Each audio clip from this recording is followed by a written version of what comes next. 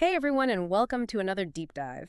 Today we're looking at the future of content, specifically how AI is going to revolutionize the way we create and consume it. We've got some excerpts from a really interesting article that dives into both the bright side and the potential downsides. So think about this AI writing a novel just for you. You get to pick the genre, the setting, the characters, everything. Or maybe you've got an AI DJ that crafts the perfect playlist to keep you focused and motivated throughout the day, never repeating the same song twice. Pretty cool, right? But then there's the other side of the coin. What happens to human artists if AI can do all this? And are we really okay with algorithms deciding what we read, watch, and listen to? It's a bit of a mind-bending topic, so let's start by looking at AI as a creative powerhouse. One of the most exciting aspects is how AI can level the playing field when it comes to creation. Okay, what do you mean by that? Well, imagine you're a musician with a melody stuck in your head, but you don't know how to write sheet music or arrange it for different instruments. Yeah, I can see how that would be frustrating. Right, but AI tools could step in and help you translate that melody into a full-fledged orchestral arrangement. Oh, wow. So it's like having a built-in collaborator who can speak the language of music. Exactly. And this could apply to any creative field you can think of. Mm. A novelist could use AI to flesh out their plot points. A filmmaker could generate storyboards in a snap. Architects could use AI to model complex structures. So we could see a massive explosion of new content, all personalized and on demand. That's definitely a possibility. Now, it's important to consider the human element. Can AI really capture the nuance of emotion, the subtle things that make a story truly resonate? Yeah, that's a good point. Can an algorithm really understand the depth of human experience? It's a question that's up for debate. Some argue that AI, while technically proficient, might lack the depth that comes from lived experience. It's like the difference between a painting created by a master artist who's poured their heart and soul into it and one that's been generated by an algorithm that simply analyzed thousands of images. Right, the algorithm might be able to mimic the style, but can it really capture the soul of the artist? So maybe we're not talking about AI replacing human artists entirely, but more like augmenting their abilities. That's a good way to put it. Imagine human artists working alongside AI, using these new tools to push their creative boundaries even further. I can see that. An author using AI to brainstorm different endings for their novel, or a composer using AI to explore variations on a theme. Exactly. It's like having a creative sparring partner, always pushing you to try something new. Okay, so AI as a creative partner, not a replacement. But what about when AI starts consuming content on our behalf? That's where things get a little trickier. Yeah, there are a lot of potential benefits, but also some challenges to consider.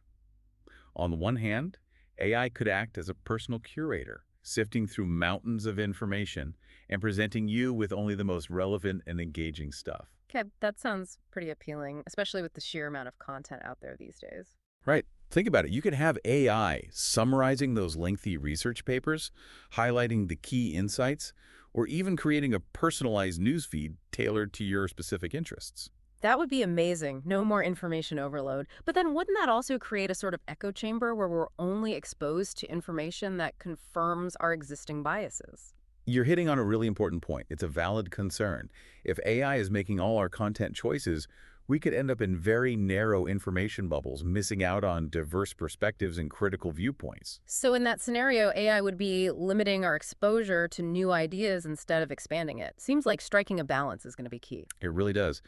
The challenge will be harnessing the power of AI curation without sacrificing intellectual curiosity and open-mindedness. It's a bit of a tightrope walk. Okay, so we've talked about AI as a creator and as a curator, but where does the human element fit into all of this? What's our role when AI is calling the shots? That's the million-dollar question. Will AI ultimately augment human creativity or lead to a decline in the value we place on human expression? It's something we all need to think about very carefully. It sounds like you're saying this isn't just about technology, it's about what kind of future we want to create. And that's going to take more than just algorithms. It will. It's going to require a deep understanding of both the potential and the pitfalls of AI, and a willingness to actively shape how this technology is integrated into our lives. Okay, so far we've laid out some pretty big ideas. AI as a creative powerhouse, AI as a curator, and that essential question of how to preserve the human element in a world increasingly shaped by algorithms. But let's bring things down to earth a bit. Can you give us some real-world examples of how AI is already being used in content creation, and what are some of the challenges we're facing right now? Well, chances are you've already encountered AI-generated content without even realizing it. Really? Like what? Think about those personalized music recommendations you get on your streaming service, or the suggested articles that pop up in your newsfeed. Oh, right. I never really thought about that. That's AI at work, analyzing your past behavior to predict what you might enjoy. So that's more on the consumption side. But what about AI actually creating things?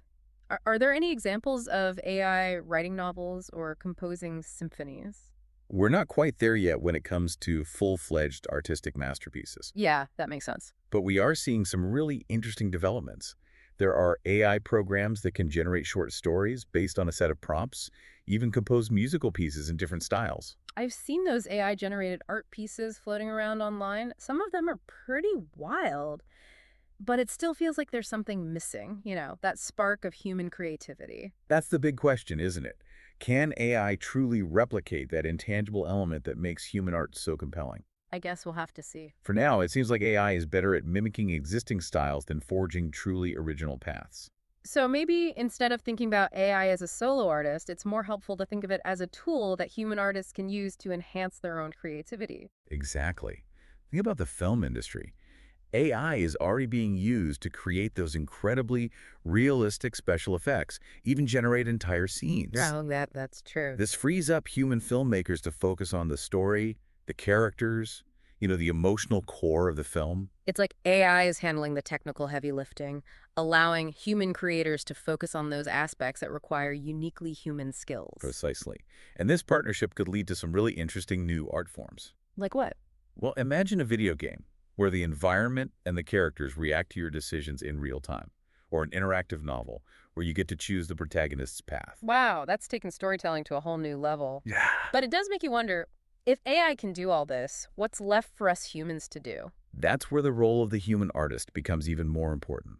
As AI becomes more sophisticated, it will be up to humans to guide its development, to make sure it's used in a way that enhances, not diminishes, our shared humanity. So instead of fearing AI as a threat to creativity, we should see it as an opportunity to push the boundaries of what's possible. I think so.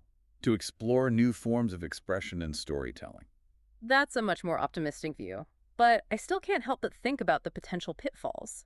What about those echo chambers we talked about earlier?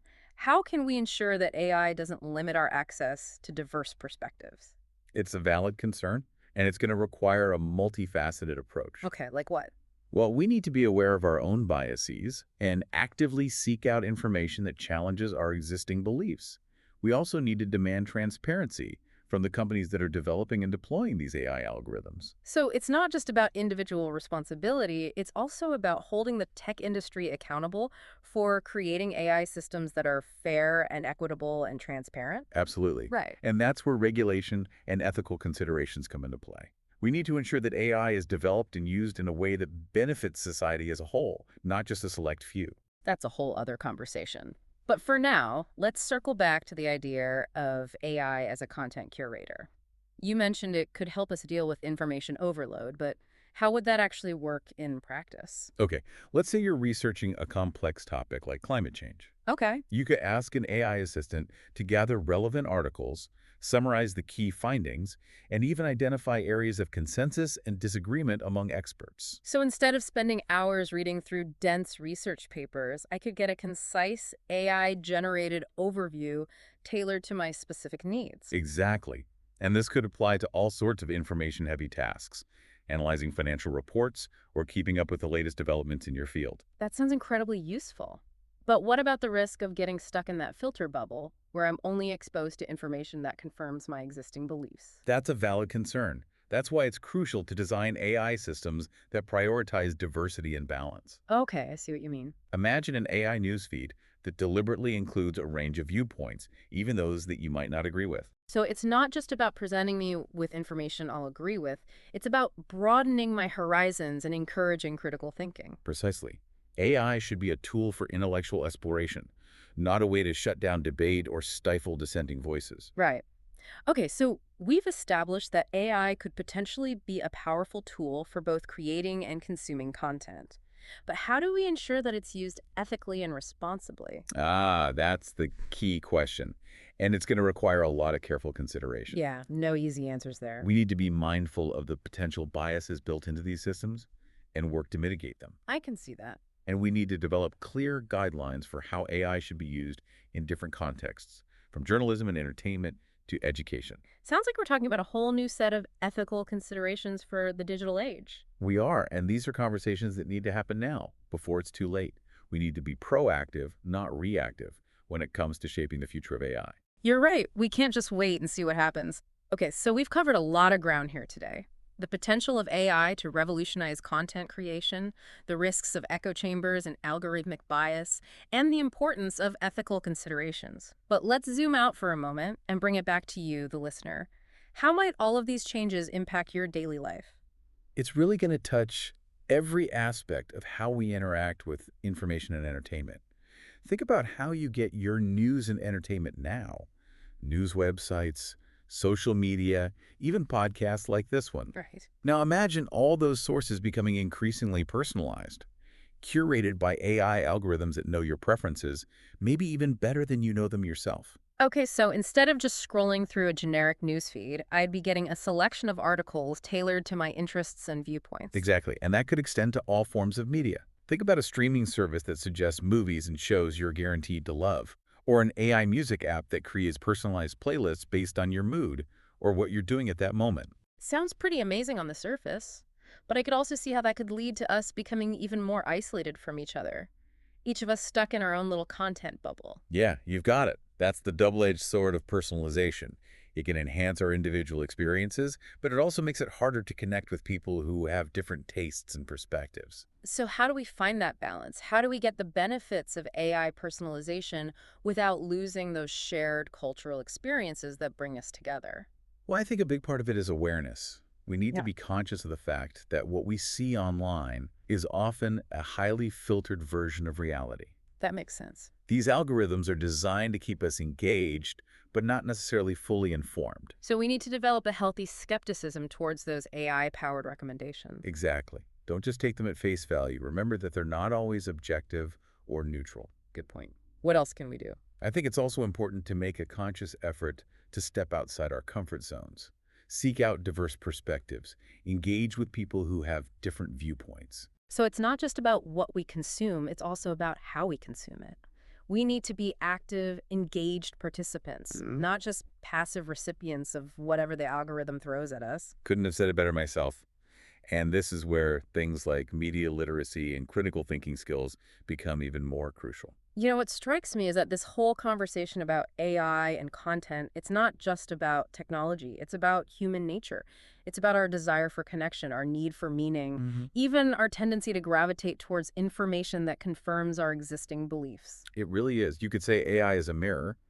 It reflects back at us our own strengths and weaknesses. I like that. It can amplify our creativity and our curiosity, but it can also make our biases and divisions worse. Ultimately, it's up to us to decide how we want to use this technology, to shape it in a way that aligns with our values and our aspirations for the future. Exactly. We have a choice to make. Are we going to let AI divide us, or will we use it to build bridges and create a more inclusive and informed society?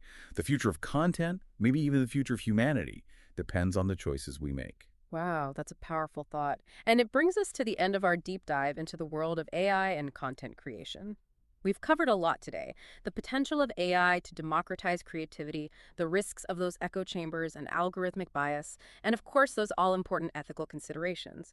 But the conversation doesn't end here. Keep exploring these ideas, ask questions, challenge those assumptions, and think critically about the role of AI in your own life. What aspects of content creation and consumption are you comfortable handing over to AI? And what will you always protect as uniquely human? These are questions worth pondering as we enter this uncharted territory. Thanks for joining us on this deep dive.